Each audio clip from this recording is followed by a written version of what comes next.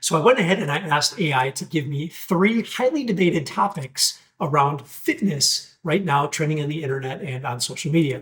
And I specifically asked it to take a look at some of the Huberman stuff and also Dr. Peter Attia. So I gave it kind of that theme and it spit out three kind of interesting topics that we'll go over today because I want you to have a little bit of clarity. If you're interested in these things, it can be kind of maddening trying to figure out what you should be doing on your journey to being the healthiest version of yourself that you can possibly be. And I believe fitness is a giant component of your overall health and well-being. So without further ado, let's dig into this and let me give you some of the insights that I have on some of these things. And my insights are coming from 25 years of working in this field, in the trenches with lots of people and kind of obsessing over all of these things. So I'll give you kind of the in the trenches, real world experiences that I've had around these things because I've tested a lot of this stuff and I kind of have a hunch of, what might be best and what might not be.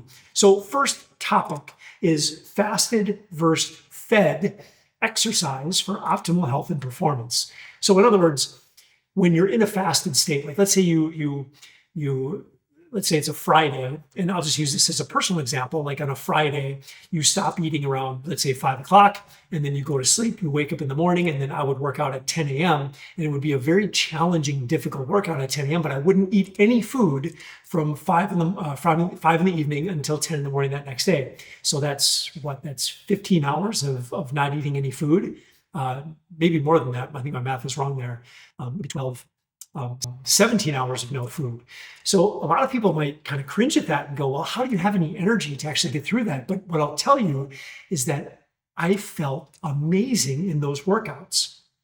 Was it my highest performing days? That I'm not 100% sure of. And I would possibly make the argument that I could have performed a little bit better had I had some food.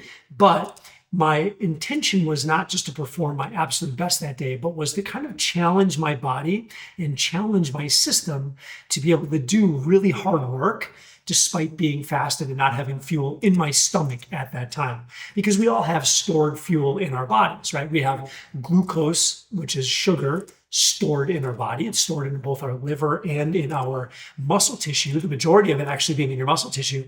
And then you also have, of course, your fat stores, right? So both of those things are like gas tanks for you to be able to still perform and do things even when you don't have food in your gut, right? So what I think happens here, and what I think a lot of the science will tell you, is that when you're in a fasted state and you're going to exercise, the question becomes, how efficient is your body at accessing those gas tanks?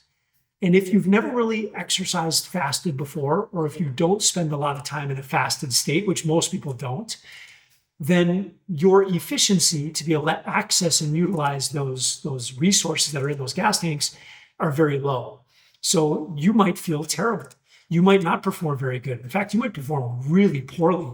You might get a headache. Like there's all kinds of symptoms of not being able to utilize and access those storage tanks very well, right? But the interesting thing that I found is that if you train that for long enough, your body becomes more efficient. So just like, doing strength training makes you stronger over time. When you train fasted, your body adapts to being able to access your glycogen, to be able to access your fat stores. And I think that's what we find. So that's why I think there's a lot of discrepancy out there where a lot of people say you should never do that because it might affect your performance. And then there's other people out there that are like, I feel great, which would be my camp. But full disclosure, I've been doing this for a very long period of time. So I've trained my body to sort of live this way. And I think that from an efficiency standpoint, I have a tremendous amount of efficiency there. Now, I've worked with people who have, started implementing fasting in their life, and when they exercise, they feel terrible. So I've had that experience as well with others. And a lot of times, this becomes a conversation of, well, do we want to continue down this road? Because I know that you'll adapt. And for the folks that say yes, they do end up adapting. How long does it take? It depends on the person. It depends on where you are on this whole journey, right? If you've never gone more than 10 to 12 hours without eating food, it's probably going to take you a little bit longer than if you're someone who's already not eating breakfast every day, right? So again, it just depends on the person and it depends on where you are on this whole journey. So which one is better? I think if you're a high performance athlete, like if you're someone that's competing at a very high level and maybe you're even making money in your competitions, like if you're an NBA basketball player or, you're an Olympic gymnast, then I think we probably don't want to do your training and maybe not even especially not your competitions fasted. In those cases, I think it's best to make sure that you've got an abundance of energy available to you in your gut and then also in those storage forms. So again, I think it just really depends on the person. But I think if you're just let's just say, normal person who wants to perform very well in everyday life, but you're not necessarily getting paid to perform, then I think it's valuable to train your body in a fasted state. I think you should really develop that skill and you should develop that efficiency, because real life, real world, that may be valuable for you. And I think physiologically, there might be some benefits there as well from a health standpoint. So above and beyond just human performance, there might be some other value there as well. So again, I think it's worth digging into. If you're a high-level athlete, maybe not the best for you, but again, just for overall health and performance, maybe you're a high-level athlete at one day and now you're just transitioning into what we'll call normal life. Maybe it's a good idea to start using some of those fasting strategies, or at least fasting before you go into a workout. And I don't think you should do it all the time. I think there's a time and a place. I think we need to train both ways. We need to train fed and fasted because, again, everyday life, I think we need to be able to we need to be efficient in both of those sort of physiological states. Fed and fasted, both are different physiological states. And the person who is adapted to both, I think those are going to be really, really great performers in everyday life. All right, so let's move on to the next thing. The next thing is supplements for longevity. And I mean, let's face it, supplements in general are really highly debated. And I've been in this industry for long enough now where I've seen supplements and even medications to some degree explode in the marketplace, where everybody kind of jumps in and goes all in on some great weight loss pill, or a pill to reduce inflammation. Remember Vioxx, right? And it's all the rage. They make billions and billions of dollars, and then next thing you know, they are no longer acceptable because people are dying or it's injuring people, right? Like there's a lot of negative things that come out later on that we find out about. So I'm always skeptical when it comes to any sort of supplements, especially when we're talking about longevity. Everybody's trying to figure out how to live longer, and totally makes sense. I get it. But with the amount of shenanigans out there around medications, supplements, research studies, the way those things are being paid for and produced, and the amount of, let's just call it fuckery in that area, makes me just want to avoid it at all costs. So you're more than welcome, of course, to play with some of these things, but I think if you really want to live the longest, most healthful life, you'll avoid most of these things. Just, don't even bother going there. And I can speak from experience. I don't take any sort of longevity supplements. And I'll just give you a few examples that are really popular right now. One of them is NAD, nicotinamide. I forget what it's, I'm not even going to bother saying it, but it's NAD. And that's one of the things that there's been some signals in some of the research to show that might help us to live a little bit longer. Is it true? I don't know. I think we've got a ton more work to do on that, but you'll find people who are just kind of all in on that. And maybe there's something there, but again, I think we need to spend a little bit more time figuring it out. Metformin. Metformin is another interesting one. Metformin was one that it started many, many years ago, like decades ago, and is still used primarily as a diabetic medication. So it helps to manage blood sugar. So the longevity world, the healthy people have been taking this thing as a way to limit spikes in their glucose, with the assumption that that's going to make them more healthful. But if you're already a healthy person and you're limiting glucose spikes, we're just automatically making the assumption that a glucose spike is bad, which again, I don't necessarily think is the case. And then we've also found that there's some side effects to taking metformin. One of them is you have higher lactate levels at rest. I'm not going to get into the physiology of it, but higher lactate levels at rest might not be good for you, especially if you're someone who loves to exercise. And if you want to be a high performer, you don't want to run around with high levels of lactate. It's going to affect your performance, particularly your aerobic performance. So there's some negatives to these things, right? So, does the benefit outweigh the negative? I don't know, and I don't think anybody can tell you for sure. So again, it's just kind of my one of my thinking is just like just opt out. You don't need it, right? So now let's get a little bit deeper into this. So besides metformin and there's another one called um, it's a longevity one that's been really popular, and I'm blanking on it right now. But if I think about it, I'll bring it up. But it's another one of those things where there's been some side effects that, again, I think a lot of the pharmaceutical world has been seeing. They become very popular for a short period of time, but then all of a sudden we notice all the side effects. Man, it's right on the tip of my tongue and I can't think of it. But anyways, let's talk about like some more supplements, because those are medications that are generally prescribed by a doctor. But let's talk about supplements. I think there might be a time and a place for some. Okay, like I'll just give you an example. Like for me, when I get tested for vitamin D, sometimes it's low, and if I take a vitamin D supplement for a long enough period of time, it will go up into the quote unquote normal range. All right, so I think there's a time and a place, but I think we need to measure for these things. A lot of people aren't measuring. They're just taking a multivitamin, or they're taking an overabundance of maybe some vitamins and some minerals that they may not even need, which could put you in an unhealthy state. So I think we have to be very careful with those. So I think measurement is really, really important. There is one supplement. So getting outside of the field of vitamins and minerals, let's talk about an actual supplement that is a little baffling to me, because it is something that I'm taking right now, and I've gone on and off for many, many years. I've been off way more than I've been on, but I will cycle through, maybe a couple of months where I take it pretty religiously to enhance my performance. And I'll tell you what it is. It's creatine. Creatine is, I did a research paper on creatine back in 1998 in college. And there was a bunch of evidence back then to show that it had significant impact on the performance of individuals. And I was specifically looking at it from the standpoint of high performance individuals, right? People who are competing in different sports. So, and over the last 25 years since that time, there's been just countless studies showing all benefit and not really any negative, which in my mind is like, it is fascinating, because it's really the only supplement that I know of that has been researched so diligently, and really there's nothing bad about it over decades of time. But here's what has me scratching my head, because I've seen the benefits myself. I've seen it in athletes. I recommend it to my clients. And like it seems to be almost like it's like a miracle. But here's where I scratch my head. And I would love to kind of hear your thoughts on this. Let me know in the comments below.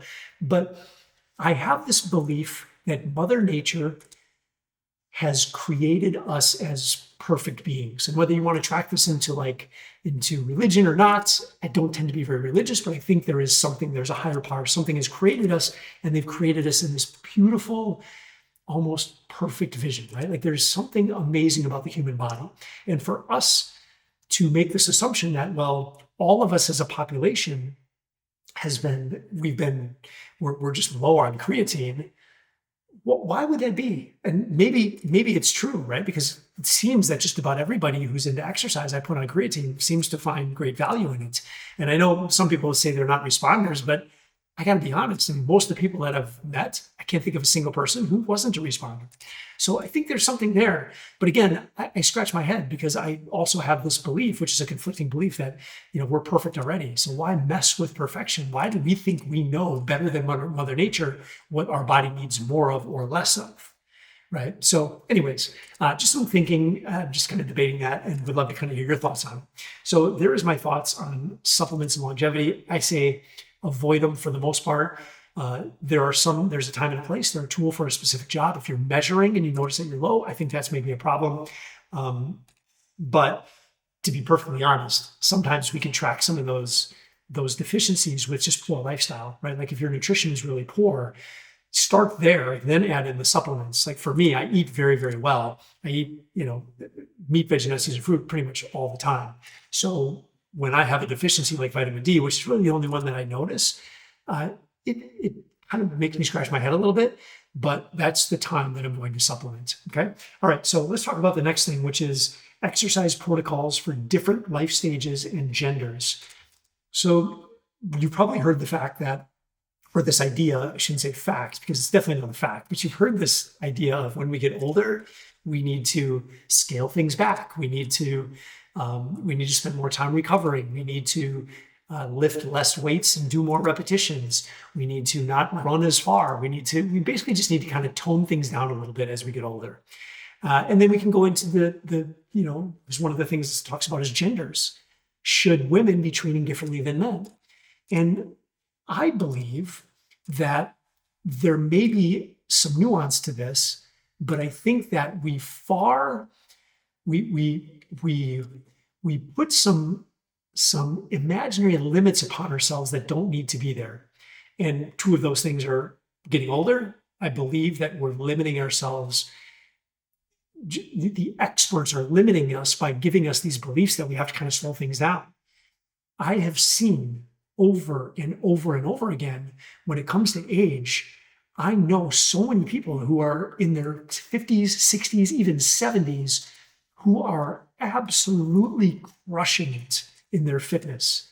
And they're training like most 20-year-olds with some nuance.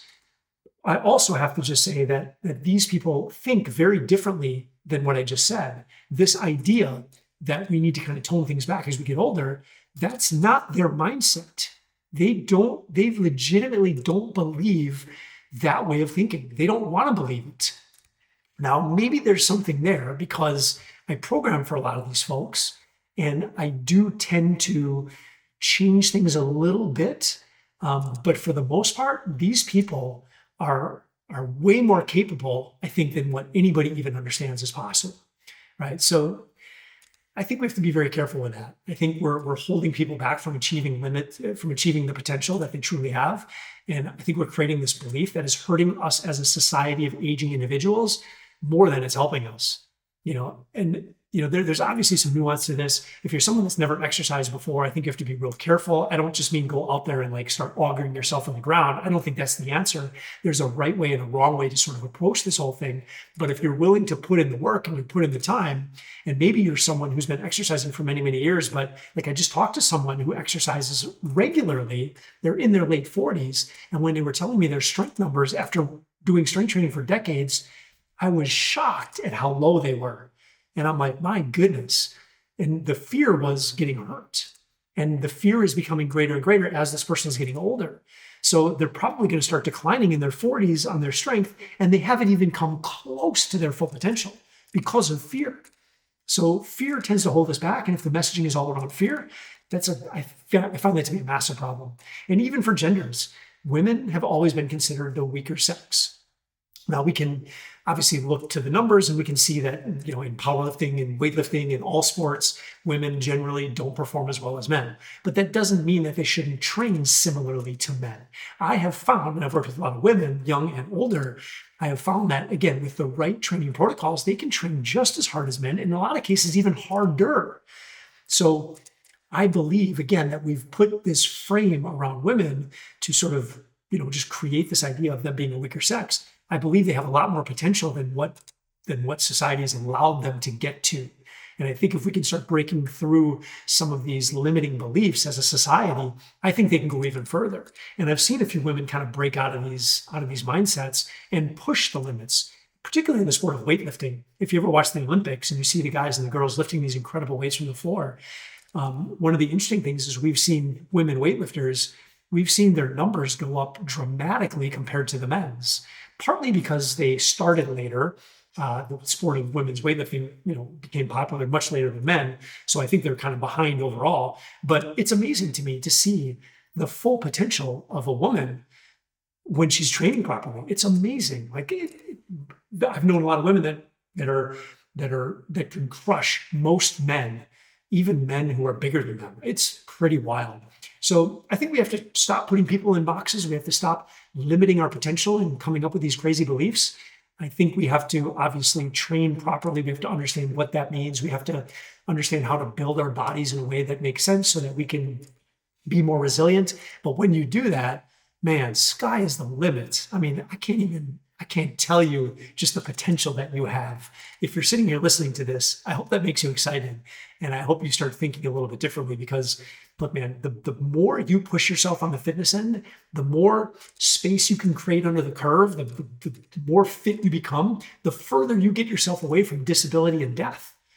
When you're performing at a really, really high level physically, you push yourself so far away from some of these catastrophic events that, when a 7-year-old falls and breaks a hip, if your fitness level is super high and you're super strong and you have super great conditioning, when you fall, you're not going to break a hip, you're going to stand up and you're going to carry on, right? So again, there's so much more potential out there that none of us have really been tapping into. And again, I think where we should really be focusing our efforts is how do we tap into that potential? How do we get people to maximize that in the safest, most effective way possible and the most efficient way possible? And I think that's where the greatest coaches really come into play. It's the people who can develop the most potential out of people in the safest, most efficient and effective way possible. That is an elegant solution. And that's, as coaches, that's what we should be chasing. And that's how we should be helping you to be the best that you can be. So there you go. So those are the 3 topics I've got for today. I know I get a little passionate in some of these things, but look, I think it's important. And I think you should be considering a lot of these things. And look, if you'd like help on your journey, go check out Athletic After 40. This podcast is sponsored by Athletic After 40. We are a coaching program that helps men over 40 to build the healthiest, highest performance body that they can possibly have as they go through their second half. So go check that out. But if you have any questions, let me know. And then also, if you'd like me to cover a topic that I have not covered, just post it in the comments and I'll cover it. And that way I don't have to rely on AI. I'd rather rely on you.